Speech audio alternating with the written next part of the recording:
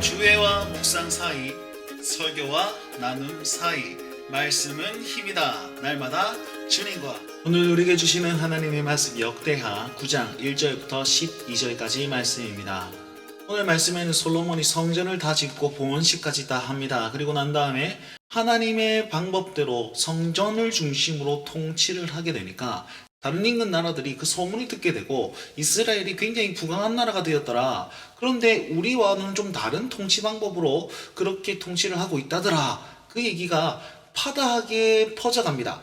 많은 사람들이 그 소문을 듣고 솔로몬을 찾아왔겠지만 성경은요, 스바 여왕 한 사람을 딱 예로 제시하면서 이 사람이 여기에 와서 이런 일을 했었고 이런 고백을 하고 돌아갔다라는 사실을 말씀하고 있습니다.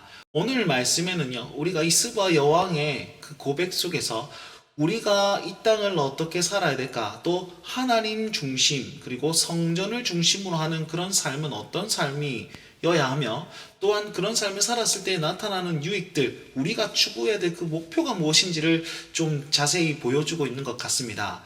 오늘 말씀을 보시면 스바 여왕이 솔로몬의 명성을 듣고 와서 어려운 질문으로 솔로몬을 시험하고자 합니다. 스바는 어느 곳이냐? 지금의 예멘 지역이다 라고 하는데요, 그 예멘 지역에서 예루살렘까지 그럼 몇 킬로일까요?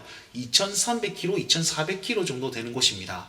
스바 여왕이 솔로몬에 대한 명성을 듣고 찾아와서 질문을 하게 되는데, 그 질문에 대해서 막힘없이 솔로몬이 대답하는 것을 볼 수 있습니다.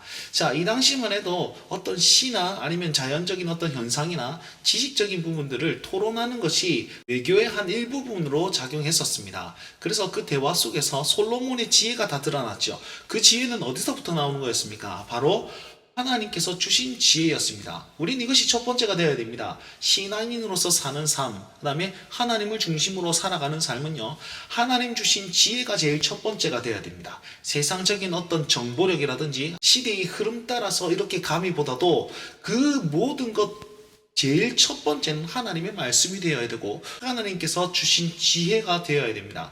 우리 말씀과 기도를 통해서 그 진리들을 잘 추구할 수 있습니다. 이것이 제일 첫 번째로 여기면서 살아야 됩니다. 두 번째는요, 나라가 부강한 모습들을 볼 수 있습니다. 4절부터 7절까지는요, 스바 여왕이 솔로몬의 그런 어떤 왕궁을 쫙 보는데, 첫 번째는 건물을 보고, 그 다음에 그 행정 관리들이 어떻게 처리하는 것을 보고, 그 다음에 백성들의 일상생활을 보았습니다.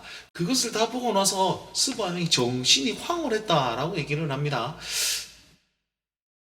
이 말은 무슨 말이냐? 솔로몬이 지혜롭게 하나님의 방법으로 성전을 중심으로 통치를 했더니 나라가 부강해졌고, 또한 그 통치가 잘 먹혀 들어가서 왕위가 견고히 섰다라는 것을 얘기를 하고 있습니다. 우리가 성전 중심으로 그리스도인으로 잘 살아야 되는 두 번째 특징은 뭐냐면 남을 부욕해 하는 것이다 라고 결론 지을 수 있습니다.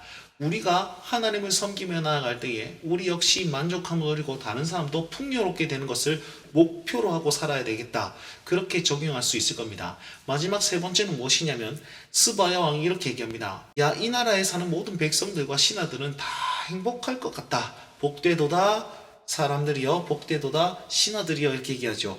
그러면서 하나님을 찬양하는데, 하나님께서 당신을 이곳에 세우셔가지고 왕위를 견고케 하시는데 그들의 왕으로 삼아서 정의와 공의를 행하게 하셨도다, 이렇게 얘기합니다. 마지막 세 번째는 뭐냐면 그리스도인, 하나님 중심으로 살아가는 그 사람으로 말미암아서 하나님의 공의와 정의가 바로 드러난다라는 것입니다.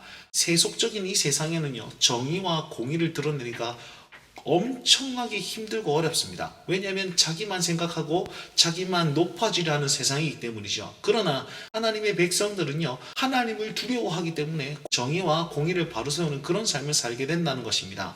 그래서 스바 여왕이 딱 보니까 이곳에 공의가 있고 정의가 있구나, 그것 때문에 하나님께서 이들을 이렇게 세우셨구나, 그걸 자기 이방 사람이 고백하게 되는 겁니다.